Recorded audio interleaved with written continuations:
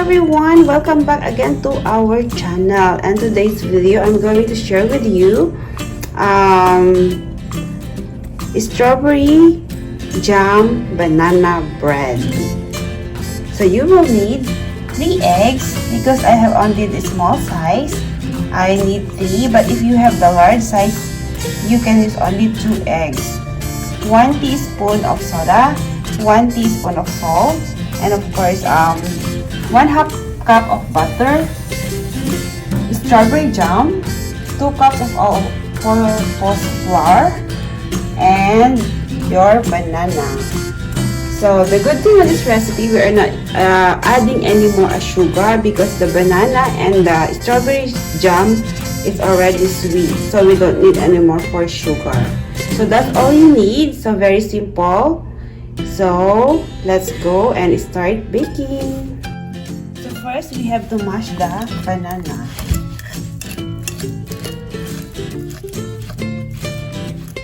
I have a very ripe banana already, so it's very easy to mash.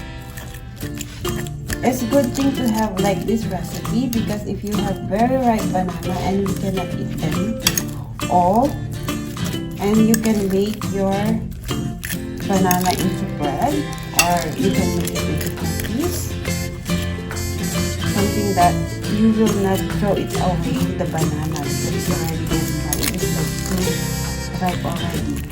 So with this recipe you can use it, and you can also use you can check our we have also the chocolate, I mean the banana pancake.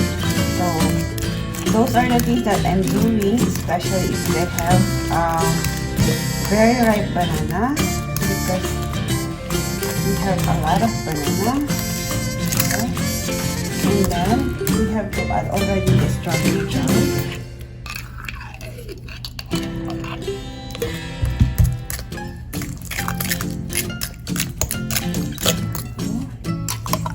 You can put everything. This is 250 ml.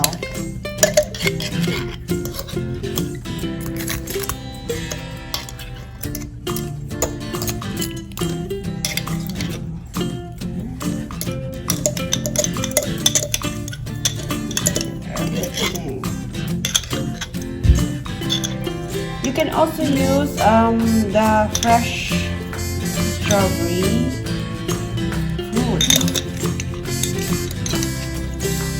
but because whatever I have on my fridge or on my whatever available I have here on the kitchen, that is usually I use to make something.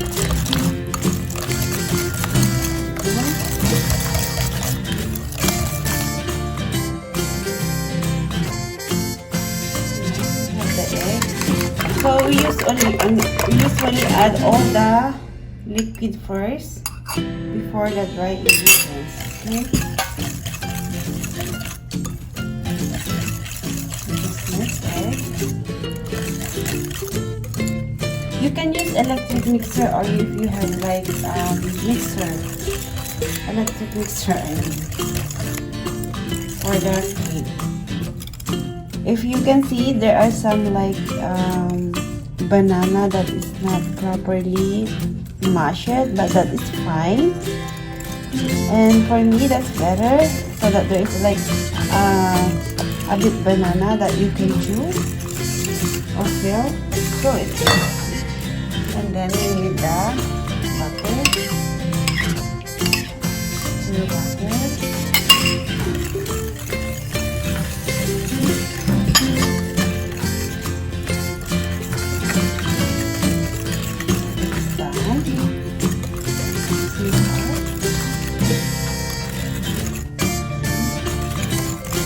Now we're ready for the dried ingredients. Now we're putting the flour, and of course the salt and the baking soda.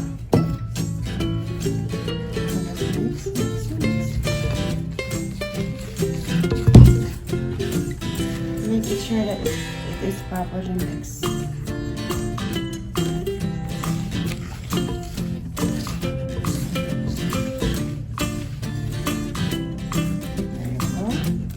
now we're ready. Now we can add them together. But for this one, we have to add them like not like a little bit.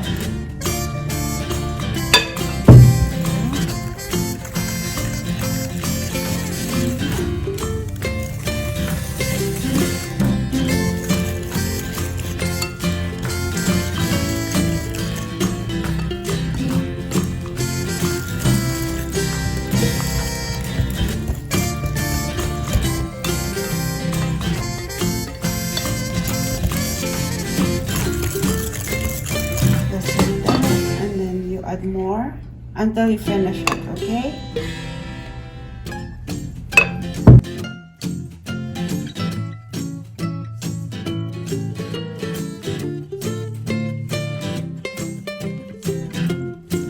So we're done and we're ready to bake it. Preheat your oven at 350. There you go.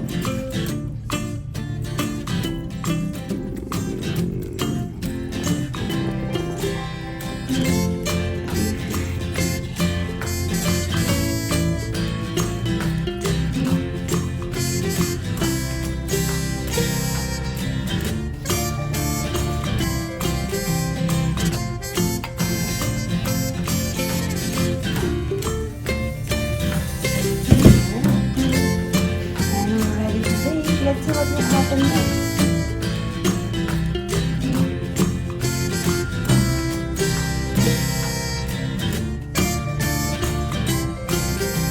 So my oven is almost ready.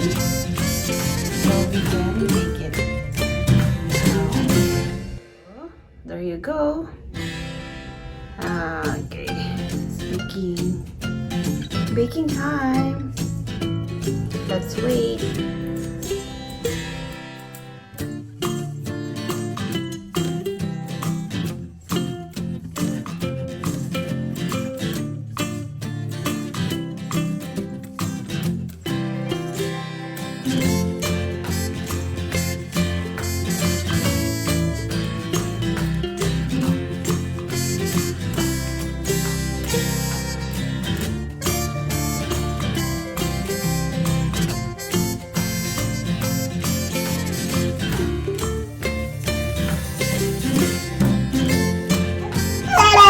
Gian is eating my banana strawberry jam banana bread.